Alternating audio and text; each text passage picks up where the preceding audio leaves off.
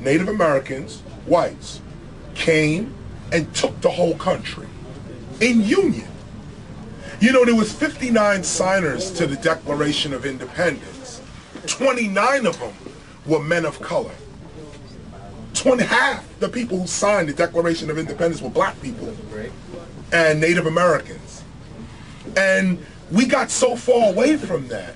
There's so much divisiveness and white, black, and this, that, and the other. This is what makes hip-hop so beautiful, that we've gotten past that now. You know, where we actually are Dr. Martin Luther King's I Have a Dream speech. You know, nowhere on earth do you see Dr. Martin Luther King's I Have a Dream speech, but in hip-hop. Nowhere. You know, nowhere. Where you're actually judged by the content of your character. Can you break, MC, grab? Every show I do, I call people up on stage. I say, yo, if there's B-boys in the house, step up on stage. I don't say, if there's white people in the house, step up on stage. Yo, if there's black people, if there's Asians. No, if you a B-boy, get up here, let me see your skill. And the crowd, the whole crowd don't see race, don't see nothing, class, don't see religion, don't see gender. Just let me see your head spin. Let me see your graph writing. Spit that lyric. Get on these turntables. That's become the criteria for us. So get back to Barack Obama. I don't know that black people will run this country any better than any white person. In fact, I would even argue that we would run it worse. And that's controversial to say. But I'll say it because I don't think we as African Americans are organized yet enough to run this country. We need to fix our own house first. Where's the African American Constitution? Not the United States Constitution, but where's the African American agenda? Just, this is our agenda, this is what we stand for, this is what it's about. Where's our unity of thought? You know, just unity of thought, we don't have it. So to assume that just because you're black, just because you're African American, you somehow can do a better job, I don't think there's any evidence for that. And then to come back to it, white folk need to step up, rise up. Young white youth are sick of the bullshit too. And I don't think their voice is being heard enough. You hear black folk all the time. We out there rallying, protesting, this. But you let a couple of white youth get together and start protesting the issues that's important to them. They'll be called racist, divisive, why you out there like that? I think that's a crime. That's a crime.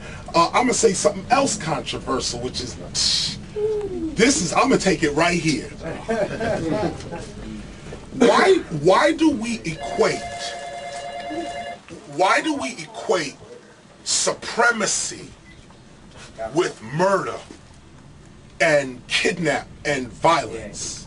When you say white supremacy, the first thing that comes to our minds is violence or some kind of criminal activity. This white man thinks he's better than me because he's of his whiteness. But that's not what supremacy is. Supremacy is, who is that ultimate human being? Can you love me more than I love myself? Can you dispense justice better than me? Are you more knowledgeable and understanding than me? Can you protect me more than I can protect myself? Then you are a supreme man. I can call you supreme. So when we say white supremacy, what are we really talking about? White supremacy. We're talking about violence and white supremacy in a slang sense. But when you look at the word white supremacy, we probably need more white supremacists in the world. Real white supremacist, a white man who will step to me and say, Chris, I can love you more than you can love yourself. And then I say, prove it. And then we go on that mission. We go on that mission. I can outdo you in justice. I can dispense equal justice. I can govern civilization better than you can. I am supreme in the governance of society. And we should be competing on that level. Black supremacy, white supremacy, Asian supremacy. We've gotten away from that because of what these words have become. They've been attached to violence. But I think there's a need for a white uprising in the United States.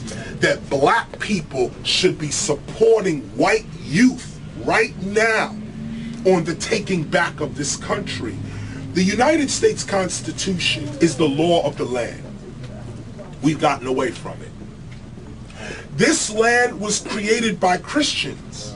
Whether we agree, don't agree, whether you are a Christian, not a Christian, the fact remains, this land was started by Christians. But now, you know, I think the Christian argument is waning because Christians are not standing up, not being forceful with Jesus Christ and what that really stands for. So now we're all weak. You know, we're all weak now. So everybody now in this weakness, now you can have terrorist attacks against the country. Now you can have this divisiveness and whites looking at blacks and, you know, this idea with the Jena 6 and black youth. You know, I haven't heard any black leader step up yet and denounce that group beating of white youth. Okay, they hung nooses in the tree and this, that, and the other. Okay, no problem. But you all gonna gang up on youth, on a white kid and start beating him down and he's unconscious and you still gonna kick him? That's savage, man. That's just wrong. Like, completely wrong. So in that sense, I would say we need to come together. And the only way to come together is to deal with the truth of who we are. White people need to